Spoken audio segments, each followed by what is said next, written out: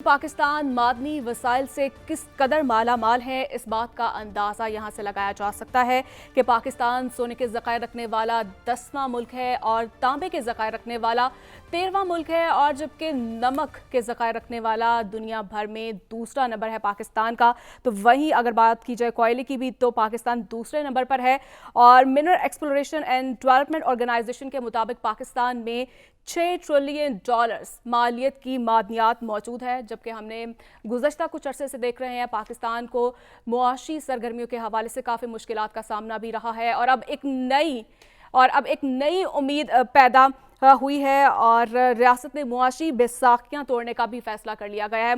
मुज़म्मिल साहब हमारे साथ मौजूद है। मुज़म्मिल साहब, कैसे देख रहे हैं आप इस मंसूबे को, जिस तरह से पाकिस्तान मादनियात वसाइल से माला माल भी है और यकीनन जिस तरह से हमें मुआशी सूरत हाल का सामना भी रहा, काफ़ी मुश्किलात का भी सामना रहा, तो अब आप क्या देख रहे हैं कि जिस तरह से हुकूमत अरबों डॉलर्स की नई सरमायाकारी के आवाम को ख्वाब दिखा रही है, क्या वाकई पाकिस्तान का मुआशी मुस्तकबिल रोशन है? देखें, आपने ना अब जो हमारी डिस्कशन का रुख जो है ना, वफाक से जो है सूबों की तरफ मोड़ दिया।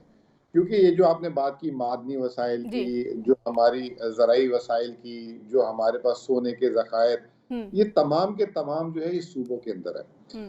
और हम जब से काम कर रहा हूँ, आप लोग जब से काम कर रहे हैं, जी। हमारी जो तोपों का रुख होता है वो होता है वज़ीर आज़म वफाकी हुकूमत। ठीक है, हमारी किसी के तोपों का रुख जो है सूबाई हुकूमतों पे नहीं होता। सूबाई हुकूमतों की हम उनके गटर पानी और सड़कों की बातें करते रहते हैं, इसके शहर में गंदगी, इसके शहर में नहीं, जैसे उस्मान बुज़दार हो गया या मुराद अली शाह हो गया। हमने कभी इनसे सवाल किया कि जिन वसाइल के ऊपर तुम्हारा सूबा बैठा है, उन वसाइल का तुमने क्या इस्तेमाल किया है? मिसाल के तौर पे जहाँ पे मादनियात हैं जिन सूबों में, वहां पे क्या अथॉरिटीज बनी, कितनी मादनियात निकाली गई, कितनी सरमायाकारी की गई, कितने जोन्स बनाए गए। इसी तरह जो है एग्रीकल्चर इन्होंने ले तो लिया सूबों ने आज से 10 साल पहले। आज से 10 साल पहले पाकिस्तान में जो है 1 करोड़ 40 लाख गांठें जो है कपास की पैदा होती थी। पिछले साल जो है 50 लाख गांठें पैदा हुई हैं। और पाकिस्तान आज से 10 साल पहले जो है इतना बड़ा एक्सपोर्टर था कॉटन का, आज हम दरामद करते हैं कॉटन।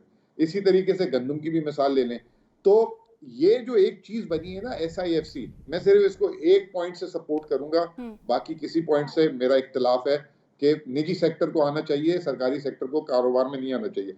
अगर ये SIFC सूबाई हुकूमतों के पहिए को चला दे और उनके वसाइल पे पॉलिसी साजी करवाना शुरू कर दे, जिस सूबे में पानी ज्यादा है तो वो वहां पे डैम्स बनना शुरू हो जाए, जिस सूबे में मादनियात ज्यादा है तो वहाँ मादनियात से फायदा उठाया जाए, जिस सूबे में ज़राअत ज्यादा है वहाँ पे ज़राअत से जो है फायदा उठाया जाए।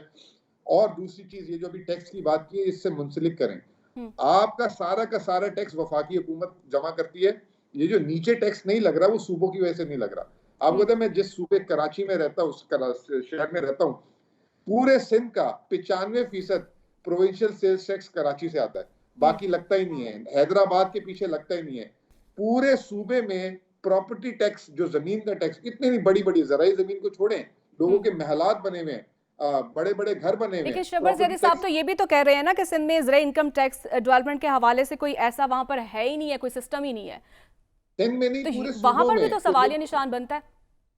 तो ये मैं आपको बता रहा हूँ, जिस दिन सूबे अपना टैक्स इकट्ठा करना शुरू कर देंगे, जिस दिन अपने वसाइल जो उनके पास, जो कुदरत के खजाने जो पड़े हुए हमारे पास, अगर हम उसको सही करने, वहां से उसका फायदा उठाना शुरू कर देंगे, तो पाकिस्तान तो पता नहीं कहां से कहां निकल जाएगा। अब ये देखें ना, अरब ममालिक की नजर है पाकिस्तान के वसाइल पे।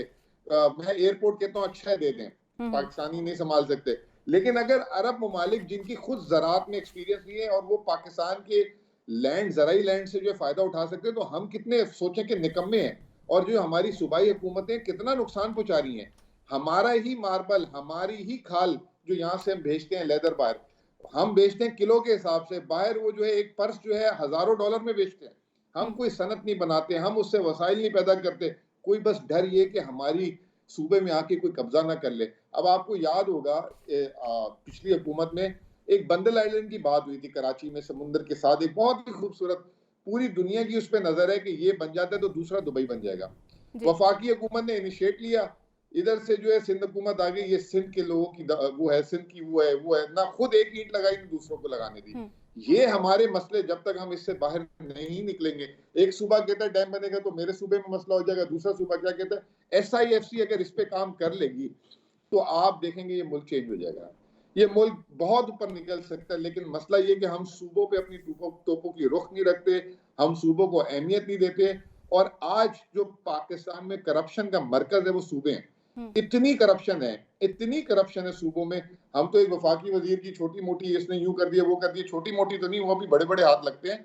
लेकिन आपने कभी किसी सूबाई वजीर के बारे में बात की है, सूबाई हुकूमतों के यहाँ के ब्यूरोक्रेसी के बारे में बात की है? अंदाजा करें कि 9,500 अरब रुपए इस साल टैक्स का जो तखमीना है ना, उसमें से 5,600 अरब रुपए सूबों में तकसीम हो जाएगा। आपकी फौज का सिर्फ 1,800 अरब बजट है, पंजाब का 2,800 अरब बजट है। आपकी 1,800 अरब फौज का बजट है, सिंध हुकूमत का 2,000 अरब से ऊपर बजट है। इतना बड़ा पैसा यहाँ है नीचे और इतना जाया हो रहा है। अब आप देखें ना कि वहां पे आपके लाहौर में लिबर्टी चौक में 40 करोड़ रुपए का जो है 14 अगस्त के दिन झंडा लगाया जाएगा, 2.5 अरब रुपए की गाड़ियां बांटी जा रही हैं। ये जो ऊपर टैक्स हम पे आप पे लग रहा है, उसको नीचे सूबे किस तरह एक तो जाया कर रहे हैं, दूसरा अपनी आमदनी नहीं बना रहे टैक्स की, और ये तीसरी चीज जो आपने खुद छेड़ दी, जो 6,000 अरब रुपए के वसाइल हैं वो तो सूबों के पास है, उस पर क्यों नहीं किसी सवाल किया जाता कि उस पर क्यों नहीं तरक्याती काम किए जाते, उस पर क्यों नहीं जो है आगे बढ़ा जाता? सिर्फ वो लोग बैठे हुए उसके ऊपर करने नहीं देते। यानी डिसीजन मेकिंग जो है ना वो नहीं हो पा रही, पॉलिसीज नहीं बनाई जा रही।